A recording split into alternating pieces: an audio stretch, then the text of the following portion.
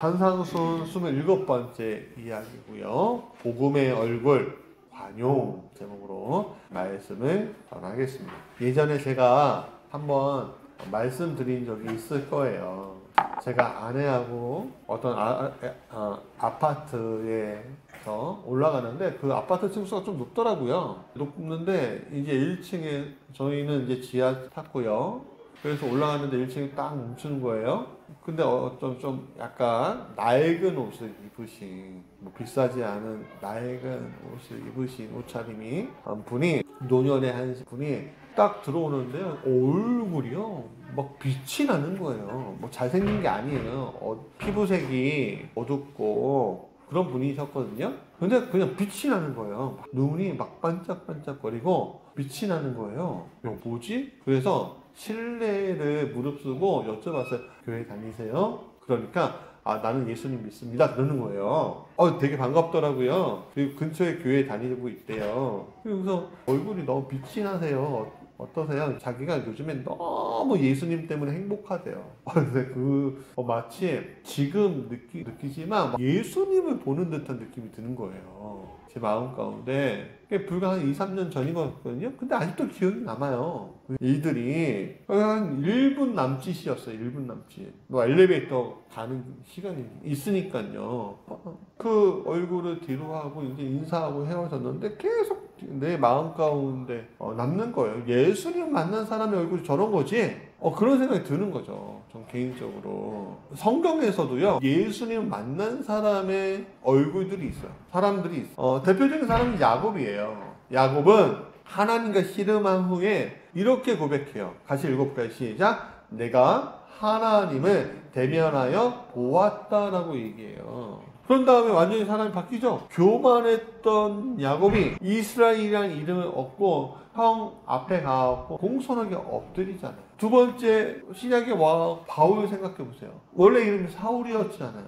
그 사람이 다메섹 도상에서 누굴 만나요? 부활하신 예수님을 만나요. 자기 임재를 했단 말이에요. 다른 사람들은 아무도 못 보는데 자기 혼자 만나요. 만난 다음에 그 사람이 바뀌잖아요. 바울 이름 바뀌잖아요. 가장 낮은 자의 이름을 갖고 있잖아요. 그래서 얼굴이 변해버려요. 여러분, 예수 만나는 사람, 하나님 만나는 사람의 얼굴이란 눈빛에는 관용이 있고 말투에는 따뜻함이 있고 행동에는 평화가 깃들어요. 그게 예수님 만난 사람의 모습이에요. 근데 오늘 우리의 현실이 어때요? 때로는 우리가 복음을 지키기 위해서, 복음을 전하기 위해서, 그러면서 그 마음을 갖고 완전히 군인으로서의 마음을 가지고 세상에 복음을 전한다고 하잖아요. 너무 전투적이에요. 그리고 비판과 비난은 교회 안에서는 평화가 깃드는데 교회에서 밖으로 이야기할 때는요, 완전히 무서워요. 비판과 비난이 일상화되어 있는 교회를 보게 되는 거예요. 교회 안에서 가만히 있어요.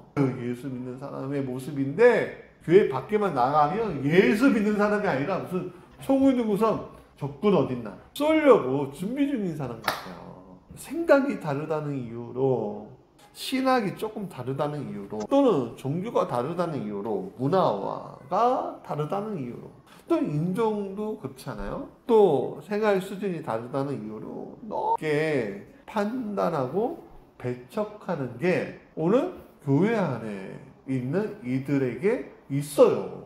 이게 정직한 이야기예요. 그러니까 복음을 말하면서도 복음의 얼굴은 잊어버린 시대, 바로 우리가 지금 신앙생활하고 있는 교회 안에서 일어나고 있다는 거예요.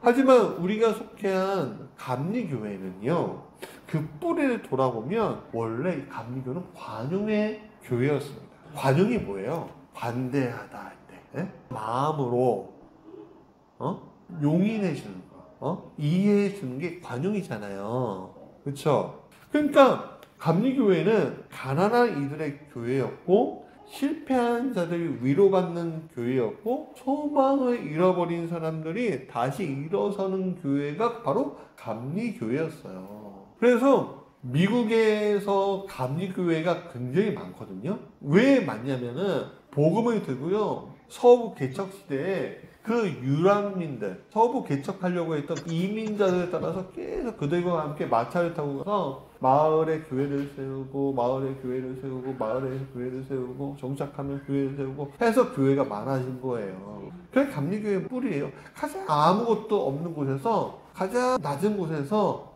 섬겼던 게 바로 감리교회였어요. 한국교회 와서도 마찬가지였어요. 독립운동에 가장 앞장섰던 게 바로 감리교회였어요. 그래서 우리가 알만한 분들은 우리 독립운동사의 기독교인이라고 해서 알만한 분들은요 거제 다 감리교인이에요. 유관순 열사 아시잖아요. 감리교. 그리고요 해방이 된 다음에 산업화 시대에 딱 왔을 때 얼마나 힘들게 노동하며 살아오셨어요. 그 노동하며 살아왔던 분들의 현상에 들어가서 섬겼던 교회가 바로 감리교회였어요. 조화순 목사님이 감리교회입니다. 그러니까 감리교회는 관용의 교회예요. 그러면 감리교회만 그러냐? 원래 교회가 관용의 교회. 예수님은 관용하신 분이에요. 관대하게 이해해 주시는 분이라는 거죠. 그래서 사실 교회의 시작은 정죄가 아니라요. 품은 용서의 영성으로부터 시작이 되었어요. 오늘 본문에서 예수님께서 말씀하신 비판하지 말라는 말씀은 오늘 교회, 모든 교회와 특히 감리교회의 정체성과 깊이 맞닿아 있습니다. 복음의 얼굴은 관용의 얼굴이고 관용은 예수님 만난 자의 얼굴이다 라는 사실 여러분 알고 계셔야 돼요. 그렇다면 첫 번째 그게 뭐냐? 같이 읽어볼까요? 시작! 관용은 자기 성찰에서 시작된다. 예수님은 비판과 헤아림에 대해서 먼저 말씀하셨어요. 비판하지 말라. 그리하면 너희가 비판을 받을 것이고 너희가 헤아리는 그 헤아림으로 너희가 헤아림 당한다 라고 얘기하셨거든요. 자, 비판하다는 거는요 크리노라는 뜻이에요. 크리노라는 단어를 쓰는데 단순히 옳고 그름을 구분하는 게 아니라 상대를 그냥 정죄해버리는 거예요. 그거 단정해버려. 너 그런 놈이지 뭐. 너 그렇지 뭐. 아, 저 사람 그럴 거야. 그런 거 있잖아요. 그게 바로 크리노라는 단어예요. 그 비판이라는 단어. 두 번째는 메트로라는 건데요. 이거는 사실 기준, 잣대를 이야기하는 거예요. 야, 너 이 정도 수준까지 안 오면 안 돼. 떨어지네. 그렇지. 뭐 이런 거 있잖아요. 여러분, 이게 크리노는 사실은 하나님을 대신하려고 하는 교만의 자리인 거예요. 저 사람에 대해서 헤아리는 것도 마찬가지죠, 뭐. 여러분, 사람을 정확히 내가 알 수가 있어요? 모르잖아요. 사람은요, 어느 순간에는요, 천사였다가 어느 순간에는요, 악마였다가 그렇잖아요. 맨날 100% 나쁜 사람 있어요? 있어요. 어떤 범죄자가 막 길을 가다가 이 사람이 막 살인범이고 막 사기치고 막 그런 사람인데 고양이가 막 죽어가는 거예요. 그럼 이 고양이 죽어가는데 에이 하고서 막 이럴까요? 그런 사람도 있겠지만 아유 불쌍해 하고서 자기 품 잃어 안아요. 그러고서 그 고양이를 살리려고 노력해요. 그게 사람의 마음이라니까요. 어떤 착한 사람은요 나는 다 착하게 살 거야 막 하다가 내가 잘못했네 하고서 불법 유턴하기도 하고 그러잖아요. 사람이라는 게 100% 착하고 100% 악한 게 없어요. 어떤 면에서 생각해 볼 여지가 있어요. 여러분 가난한 국가의 사람들의 왜 범죄가 많은 줄 아세요? 가난한 나라가? 가난한 동네가 왜 범죄가 많은지 알아요? 먹고 살려니까 그것밖에 할 수가 없으니까 그런 거예요. 그럼 부자들은 그러면은 깨끗하게 살아요? 아니죠. 법을 이용해서 교묘하게 자신의 이득을 취해요. 그게 오늘 우리가 사는 세상이에요. 그러니까 우리는 한 사람에 대해서 어떤 사람에 대해서 정확하게 그 사람을 판단하면 안 돼요. 헤아리면 안 돼요. 이것은 우리에게 어떤 걸 얘기해 주냐면 너가 하나님 앞에서 어떤 태도를 가져야 되느냐라는 거예요. 저 사람을 보면서 이야기하는 너가 지금 가져야 될 태도는 비판하는 태도가 아니라 뭐 하는 태도야? 겸손의 태도가 필요한 거야. 오늘 우리가 잃어버린 것이 있으면 바로 겸손이에요. 나보다 남을 더 존중하고 자신을 낮추는 게 바로 겸손이잖아요. 그럼 어느새 우리는 내가 더 특별하고 내가 옳다고 생각해요. 너는 특별하단다 라는 그 말은 하나님이 우리에게 해줄 때는 괜찮은데 나는 특별한 사람이야 하고서 자신감을 얻는 건 좋은데 하나님 앞에서 나는 겸손해야죠. 사람들 앞에서 겸손해야죠. 여러분 인터넷 게시판에 재밌는 글이 하나 있더라고요. 뭐냐면 재벌 회장들은 치킨을 안 먹을 줄 알았더니 치킨 먹더라. 왜 그러냐면 이제 며칠 전에 아펙 정상회의 하다가 젠슨 황이라는 사람하고 엔비디아 젠슨 황이라는 세계 7대 부자가 있어요. 사람이 한국에 와서 누구 만나면 정의선이라는 현대자동차 회장하고요. 그 다음에 이재용 삼성 회장을 만났어. 만나서 치킨집에 가고 치킨을 먹는데 치킨을 대충 먹고선 버리는 게 아니라 살짝을 깨끗하게 먹더라고요. 그러니까 그걸 보고서 아니 세계 7대 부자 젠스왕도 저렇게 먹는데 내가 뭐라고 치킨을 남기냐고. 그래서 이제부터는 겸손하게 먹겠다고. 뭐 이렇게 얘기하더라고요. 그러니까는 먹는 거는 막 좀 고급스럽게 먹을 수도 있고 아닐 수도 있지만 중요한 거는 뭐냐면 내가 특별한 인식을 가지고선 특별한 사람으로서 특이하게 행동할 것이 아니라 겸손한 마음으로 대할 때 복된 사람이 된다는 거죠. 잘못하면 우리가 교만의 자리에 설 때가 많잖아요. 그것도 모른 채 내가 하나님의 일을 하는데 하면서 그 이름으로 판단하고 비만하고 자신의 잣대로 들이대는 경우들이 얼마나 많아요. 여러분 유튜브에서 막 다른 교회 막 비판하고 비난하고 하는 뭐 정치 얘기하거나 막 이런 사람들 이야기 하잖아요. 그냥 꺼버리세요. 삭제. 교회는 그런 곳이 아니에요. 교회는 예수의 이름으로 사랑과 이해의 바탕을 가지고 하는 곳이지 정치하는 집단이야. 예수님을 만난 사람들의 특징은 자기의 연약함이 무엇인지 아는 사람들이에요. 왜? 나는 누구의 사랑으로 여기 있어요? 하나님의 전적인 사랑으로 있기 때문에 있는 거다 라고. 그래서 바울은 뭐라고 하냐면 내가 날마다 죽습니다 얘기하는 거예요. 자기 자신이 십자가에 못 박은 사람이, 내가 죽는 사람이 교만해지겠어요. 아니 내가 죽는데 죽은 그 자리에서 넌 지옥 갈 거야 막 그래요? 다 이해가 되지? 사람이 죽을 때 공동점이 있는데 눈을 부릅뜨고 죽는 사람들은 많이 맺힌 사람들, 뭔가를 이루지 못한 사람들, 눈을 부릅뜨고 사는 사람. 근데 눈을 살짝 산을 감는 사람은 다 이루는 사람한테 뭐가 한이 남겠어요. 다 이해가 되지. 우리 아들 불효 저질렀던 거 다 이해가 되고, 아유 우리 아들 너무 힘드니까 그렇겠지, 뭐 우리 딸 너무 힘드니까 안 왔겠지, 뭐 이런 거 다 이해를 하려나 가는 거예요. 근데 우린 맨날 죽잖아요. 맨날 죽어야 되잖아요. 그런 사람한테 그런 사람이 관용이 없겠어요? 여러분, 관용은 진리를 포기하는 약함이 아니라 자신을 돌아볼 줄 아는 영적인 강함을 얘기하는 거예요. 강함. 여러분, 강아지들이요, 덩치 큰 애하고 덩치 작은 애하고 만났을 때 누가 짖어요?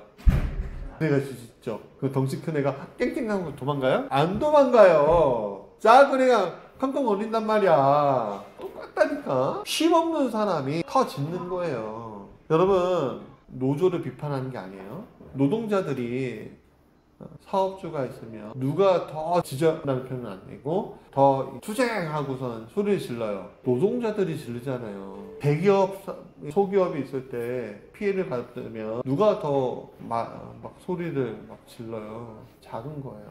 이게 세상이 그렇다니까요. 근데 요즘 세상은 재밌는 게 큰 나라가 작은 나라한테 막 소리를 질러요. 이상한 세상이 돼버리긴 했지만 보통 다 그렇다는 거예요. 그럼 뭐예요? 강함이 없는 거예요. 내적으로 강한 사람은 그 상황을 보고 화를 내기보다는 무슨 상황인지 파악하고 해결할 자리에 자신을 서게 만드는 거예요. 그게 바로 은혜를 받은 사람의 모습이고 그 모습이 바로 복음의 얼굴인 거예요. 그래서 두 번째 같이 해볼까요? 시작. 관용은 공동체를 살리는 힘이다 라는 거예요. 예수님 말씀하시죠? 헤아리지 말라. 너가 헤아림 받을 거야. 헤아린다는 게 뭐예요? 대략적인 그렇겠지 이런 거잖아요. 여러분, 복음적인 공동체를 세우는 곳은 헤아리는 것이 아니라 그냥 덮어주는 거예요. 부족함을 인정하고 품는 모임이 바로 교회인 거예요. 비판은요, 공동체를 무너뜨려요. 그러나 관용은 공동체를 살리죠. 왜? 비판의 잣대를 사용하면 사용할수록 어떻게 해요? 냉랭해지는 거예요. 근데 관용의 잣대를 세우면요, 따뜻해지는 거예요. 물론 불이한 거에 대해서 그러면 그렇지 뭐. 이렇게 하라는 얘기가 아니에요. 불이한 것을 짚고 넘어가긴 해야 되겠지만 그냥 개인의 연약함에서 나오는 것들은 덮는 거예요. 내가 피해를 당한 사람이에요. 그러면 피해를 당했지만 내가 그것을 극복할 수 있어. 그러면은 그걸 덮어주는 거예요. 그러면은 피해를 끼친 사람은 아예 좀 봐줘. 그렇게 해야 되는 거예요? 아니죠? 미안하다고.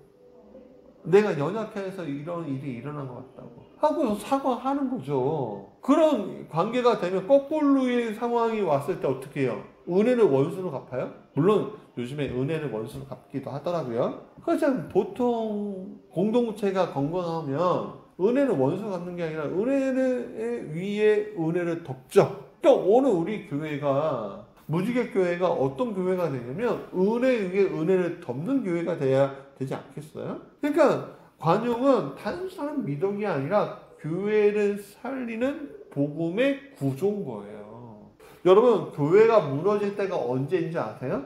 요 근래 한국 교회가 굉장히 많이 무너지고 있어요. 큰 교회든 작은 지교회든. 근데 무너지는 가장 근본적인 것들 때 뭐냐면 사실은 오름이 사랑을 이길 때 오름이. 여러분, 진리를 지킨다고 하면서 사랑을 잃고 교리를 붙든다고 하면서 영혼을 놓칠 때 교회는 이미 복음의 본질에서 멀어진 거예요. 물론 일부러 불법한 일을 저지르는 사람들에 대해서 가만히 있으면 안 되긴 해요. 좀 충돌하는 게 있지만 사실은 관용에 대해서만 좀 오늘은 이야기하고 싶어서 그래요. 사도 바울이 말해요. 믿음이 연약한 자는 너희가 봤되 그의 의견을 비판하지 말거라 라고 얘기해요. 그냥 비판 대신 수용하고 정죄 대신에 포용하고 그게 복음의 관용의 복음인 거예요. 감리교회가 세상 속에서 빛이 되었던 이유도 거기 있고요. 사실 초기 교회가 복음이 전파될 수 있었던 것은 이 관용의 미덕이 있었기 때문에 그렇다니까 있었던 거예요. 전투적으로 안 살았어요. 복음을 지키기 위해서 맨날 십자가에 못 박혔지 십자가에 못 박으려고 하지 않았다니까요. 교회가 힘이 생기자마자 다른 사람들 십자가에 박으면서 교회가 어려워졌다니까요. 오늘 한국 교회가 왜 어렵냐라고 이야기할 때 계속 다른 사람들 내가 십자가에 못 박히지 않고 다른 사람들 십자가 못 박잖아요. 갑자기 정치 도구가 되고 갑자기 뭐가 되고 이게 뭐 교회예요? 그게? 물론 우리가 취해야 될 것은 정치인의 수족이 되는 것도 아니고 도구가 되는 것도 아니고 비판의 자리에는 있긴 있어야 되겠지만 중요한 건 뭐예요? 연약하고 힘들고 어려운 사람들을 도와주는 교회인 거예요. 보통은 힘 있는 사람한테 붙어야 되는 교회가 아니라 힘 없는 사람한테 붙는 교회가 교회인 거예요. 소리 지르는데 꽥꽥 소리 지르는데 그래 질러라 나는 내 길을 가련다 그게 관용이 아니에요. 비판의 말 한마디를 멈추고 용납의 미소 한 번을 나눌 때 공동체는 따뜻해지고 복음은 다시 힘을 얻는다. 그 사실을 잊지 마십시오. 그래서 세 번째 같이 읽어볼까요? 시작. 관용은 세상을 치유하는 복음의 힘이다 라는 거예요. 자, 말씀 한번 읽어볼까요? 6절의 말씀인데 시작. 거룩한 것을 개에게 주지 말며 너희의 진주를 돼지 앞에 던지지 말라 라고 얘기해요. 자, 구별하거나 배척하는 뜻이 아니에요. 이 말씀은. 자, 그때 필요한 지혜로운 관용이 너희에게 있어야 해 라는 거예요. 그것과 진주는요 값어치가 있는 걸 얘기해요. 귀한 걸 얘기해요. 복음의 귀한 가치를 얘기해요.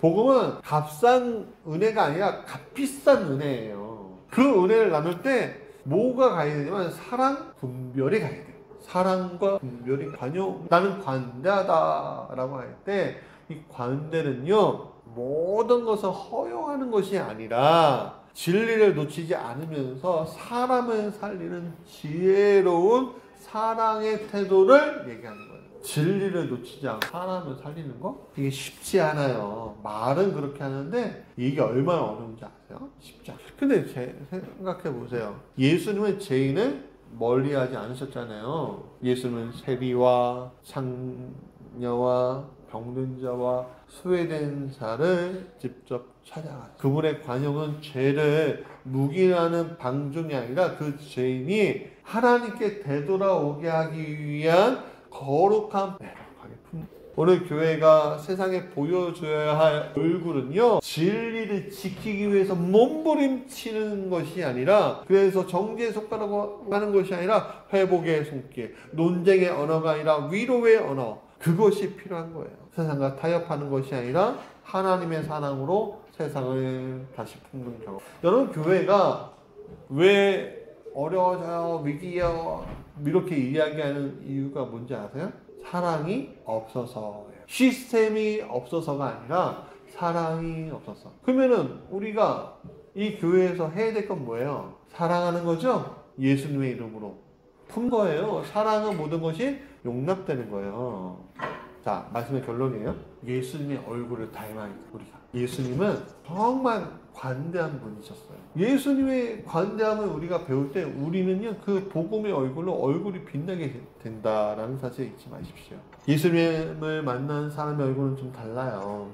눈에는 평화가 있고, 말에는 은혜가 있고, 삶에는 여유와 따뜻함이 있어요. 그게 복음의 얼굴이에요. 물론 저도 열심히 살려고 노력하지만, 나는 복음을 위해서 열심히 살려고 노력을 하지만, 내가 복음보다 다른 가치를 위해서 열심히 살아왔고 그밖에 없어요. 내가 좋아요? 그런 사람은 내가 일찍 죽더라고요. 삶이 어느 정도 순간이 되면요, 여유가 있어요. 예수님은 십자가 못 박히면서 이렇게 얘기하셨어요. 주님, 하나님, 아버지, 저들의 죄를 용서해 주세요.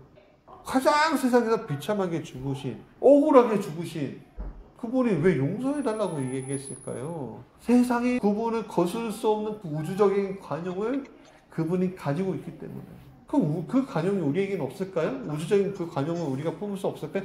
아니요. 그렇지 않아요. 내가 자녀들 품을 수 있는 건요, 왜요? 걔가 못되고 좀 그리고 막 말썽 피워도 품을 수 있는 이유가 뭐예요? 내 자녀기 때문에. 좀 싫을 수도 있어요. 가끔 말 안 들면. 저도 내 자식이 있지만 맨날 100%다 좋아 보이진 않더라고요. 네? 그럼 쟤들은 제가 100% 다 좋아 보이겠어요? 아니죠. 근데 핏줄 때문에, 피로 맺어졌기 때문에 어떨 때는 사랑도 하고 어떨 때는 미워도 하고 하면서 끝까지 가는 게 핏줄인데, 우리가 예수님과 핏줄로 이어졌잖아요. 뭐요? 예수님 보혈로 이어진 거잖아요. 그래서 예수님의 얼굴을 우리가 닮으면 예수님께서 보여주신 그 얼굴이 바로 내 얼굴이고, 내 얼굴이 복음의 얼굴이 된다라는 거예요. 우리가 예수님 전할 때 우리가 전도지 들고선 나가고 전도할 수도 있지만, 사실은요, 우리의 삶 가운데 내 얼굴이 밝아져야 돼요. 내 말투가 변해야 돼요. 내 생각이 변해야 돼요. 그러면 그렇구나. 그 사람들이 지금 사랑이 없어서 목말라하는 그 사람들이 누구 따라오겠어요? 예수님의 얼굴을 한 사람 따라오지 않겠습니까? 저도 그런 사람이 되길 원합니다. 예수님의 얼굴로 우리가 이 땅 가운데 살아가길 간절히 원합니다.